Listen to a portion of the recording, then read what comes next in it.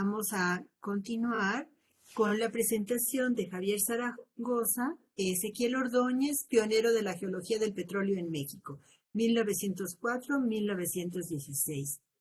Otro giro en las profesiones del periodo. Vamos a ver. Adelante, Javier. Muchas gracias por cederme el uso de la palabra, doctora Laura. Buenas tardes a todos. Un gusto compartir foro nuevamente con ustedes. Antes de iniciar, quiero extender mi agradecimiento a la doctora Rosario y a la doctora Laura por haberme invitado a este excelente equipo de trabajo. Y si me lo permiten, voy a tratar de compartir también una presentación aquí con ustedes. A ver si la puedo ligar. Muy bien. ¿Ya está en vista?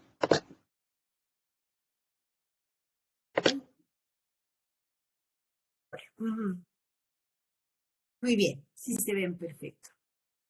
Muy bien, en esta ocasión mi presentación se concentrará en dos aspectos de la vida laboral y profesional de Ezequiel Ordóñez. Uno es el contexto de la Ley del Petróleo de 1901 y el otro sobre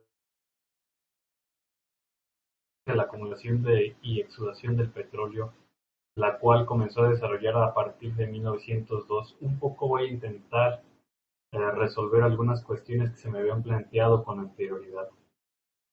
De manera breve les refiero algunos datos biográficos para quienes por primera vez han escuchado de este personaje.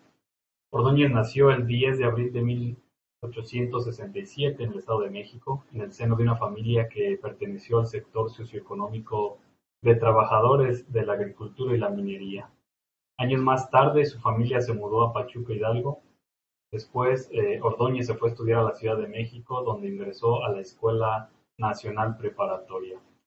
Luego, con motivaciones personales y familiares, así como de algunos de sus profesores, Ezequiel se inscribió en la Escuela Nacional de Ingenieros con la finalidad de formarse en el ámbito minero y geológico.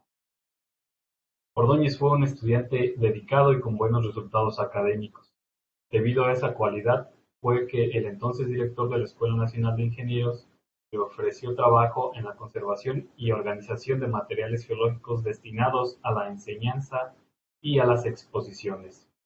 Luego fue invitado a colaborar en la Comisión Geológica de 1888 y más tarde en el Instituto Geológico de México en 1891. Su incursión como funcionario público tuvo dos momentos. Primero, entre 1891 y 1897, que se desempeñó como geólogo en el Instituto Geológico. El segundo momento fue allí mismo en esa institución, 1897 a 1906, como subdirector de dicha instancia. Es importante señalar aquí que durante el porfiriato o a la altura en que nació el instituto, este estuvo bajo jurisdicción de la Secretaría de Fomento. Es probable que el primer contacto de Ezequiel Ordóñez con la experiencia petrolera haya ocurrido en el año de 1897, cuando fue comisionado por parte del Instituto Geológico para participar como delegado de México, José Aguilera, en un Congreso Geológico Internacional en Rusia. Allí los geólogos anfitriones llevaron a las delegaciones participantes a un extenso recorrido. En particular, visitaron el gran campo petrolero de Bakú, actualmente capital de Azerbaiyán, así como otros campos ubicados en los márgenes del mar Caspio.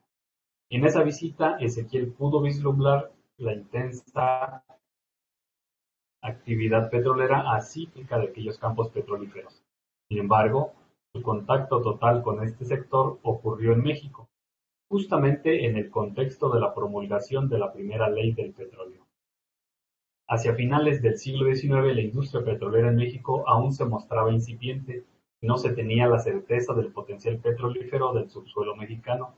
No obstante, aquella actividad data de la década de 1860 y no fue hasta el arribo del empresario Whitman Pearson y el estadounidense Edward Doheny cuando por separado comenzaron a invertir fuertes cantidades de capital, principalmente a inicios del siglo XX. En ese contexto, el gobierno de Porfirio Díaz despertó su interés por el sector y emitió una legislación ex profeso. Resulta que Doheny una concesión entre 1900 y 1901 y que fue autorizada por Porfirio Díaz. Meses más tarde, el empresario estadounidense intentó persuadir al gobierno federal para que se hiciera acreedor del 51% de las acciones de la Mexican Petroleum. Con ese estratagema, Doheny buscó economizar su inversión particular y, de paso, hacerse de un aliado estratégico en un sector aún incierto. De este modo, el mayor riesgo de inversión correría por el Estado mexicano y no por la bolsa del empresario. Este planteamiento lo hizo llegar al ministro de Fomento, Manuel Fernández, a través de un documento que, por cierto, tradujo Ezequiel Ordóñez. Asimismo, el ministro de Hacienda estuvo al corriente de esa propuesta.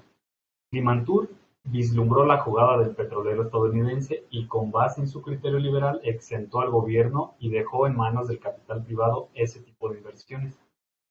La resolución del ministro de Hacienda estribó en la creación de una ley para regular la exploración del oro negro, así como la organización de una comisión evaluadora de la riqueza petrolífera, ya que el propio Limantour compartía esa incertidumbre del potencial de aquella industria. Se promulgó así la Ley del Petróleo el 24 de diciembre de 1901 por el Congreso de la Unión.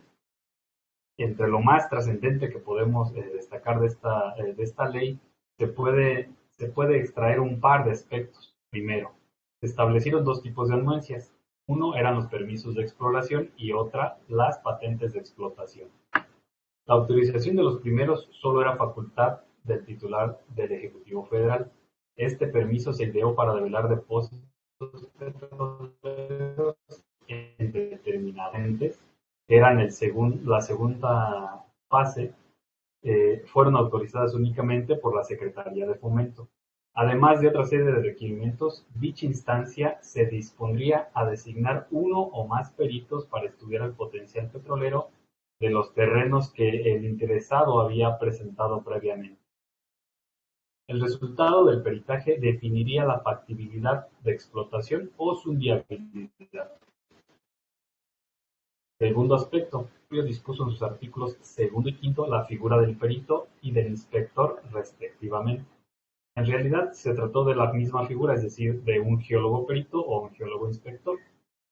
En particular, el artículo quinto trata exclusivamente de la importancia y función de esta figura, que más allá de evaluar y elaborar informes periciales, abro cita, este inspector, en el caso de que la empresa esté organizada en la forma de sociedad anónima o de sociedad en comandita por acciones, será considerado como miembro del Consejo de Administración y tendrá derecho a examinar los libros de contabilidad de la negociación, de tomar todos los datos y apuntes necesarios para emitir a la Secretaría de Fomento, de la cual dependerá exclusivamente todos los informes que ésta le pidiere.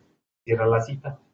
Si bien el gobierno federal dejó en manos privadas el sector petrolero, con esta ley dispuso un instrumento de control eficiente al poner a los geólogos peritos dentro de los consejos administrativos de las empresas, cuya facultad les permitió acceder a cualquier información según exigiera la Secretaría de Fomento. Por lo menos en términos teóricos era un instrumento de control. Este inspector fue una nueva figura creada por el Estado y debía servir fielmente a él.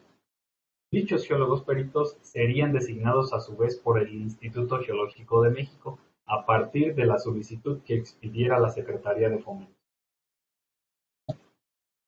En el último tercio del Porfiriato, Ezequiel Ordóñez fue un personaje bien conocido por algunos actores de las élites porfirianas. Además de sus superiores inmediatos en el Instituto Geológico, también lo fue por los ministros de Fomento y en particular por el de Hacienda, Limantour. Sobre todo a raíz de la legislación petrolera, resulta que en los primeros meses de 1902 se envió una comisión a evaluar la región de la Huasteca Potosina, zona en la que se encontraban los terrenos petroleros de Doheny. La encomienda estuvo a cargo de Ezequiel Ordóñez como jefe de la misma y por su colega Juan de Dios Villarelo. Los informes periciales resultantes de aquella comisión fueron dos, uno el de Ordóñez y otro el de Villarello, que más que diferir totalmente La discrepancia fue una cuestión de fondo, es decir, mientras Ordóñez determinó que había potencial petrolero en la región, Villarelo refirió un panorama menos alentador debido a la falta de estudios geológicos. Por ello se mostró conservador en sus pronósticos. Justamente a raíz de aquella comisión de 1902 fue que Ezequiel Ordóñez comenzó a desarrollar su tesis acerca de los criaderos petrolíferos en el subsuelo de la Huasteca Potosina y en la costa del Golfo de México. Es decir, los informes periciales tanto de Ezequiel Ordóñez como el de Villarelo fueron de paso las primeras insinuaciones teóricas de la geología del petróleo en México.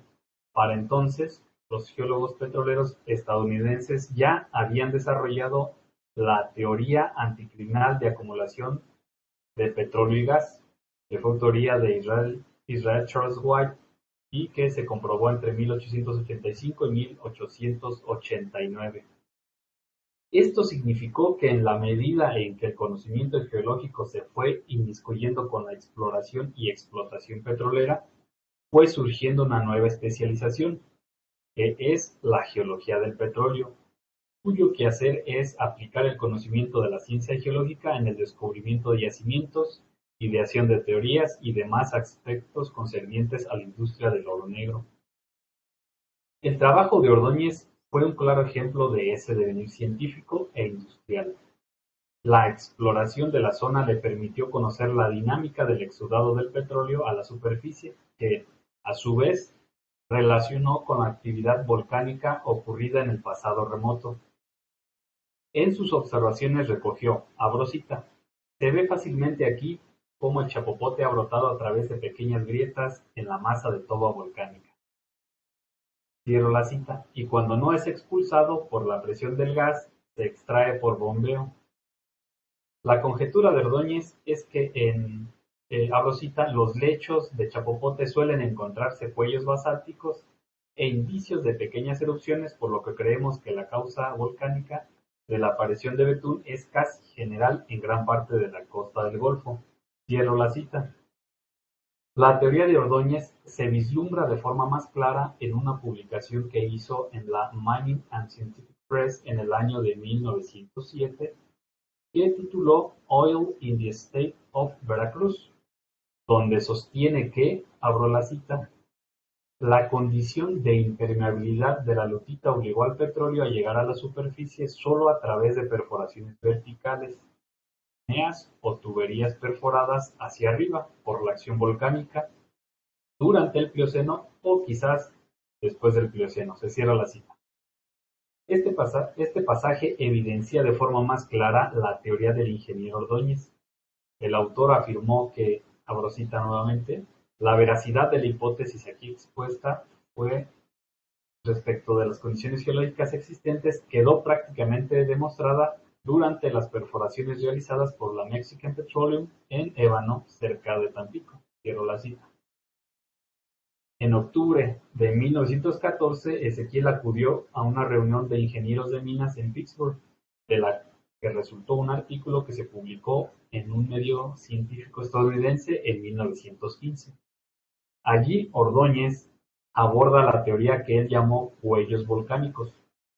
Dicha teoría de los cuellos volcánicos de Ordóñez había sido comprobada no solo en Ébano en 1904, sino que para 1915, año de la publicación de este último trabajo, las grandes filtraciones se asociaron a la proximidad de los cuellos de esquisto y roca basáltica, entre otras variables geológicas que le valieron para los descubrimientos más relevantes como el de Chicol, Juan Casiano, Cerro Azul, etc.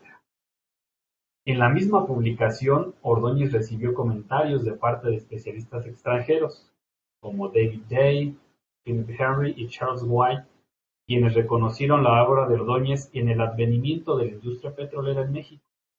Avalaron la teoría de los cuellos volcánicos de Ezequiel Ordóñez y reconocieron que fue el primero en demostrarla y con ello descubrió el potencial comercial de México en el sector energético a inicios del siglo XX. Y desde luego su obra se reflejó en términos económicos. Es por eso que la historiografía mexicana respecto a la historia del petróleo debe considerar a Ordóñez como pionero de la geología del petróleo en México, desde luego, dejar de lado las aportaciones del también estudioso Juan Villarelo. Por cuestiones de tiempo, me permito concluir hasta aquí con el objetivo de incentivar un poco el interés sobre la historia de la geología del petróleo en México, cuyo desarrollo surgió justamente en el contexto porfiriano. Desde luego, el texto resultante de esta exposición tratará de abordar otras cosas con respecto a la temática y al personaje en cuestión. Agradezco su atención.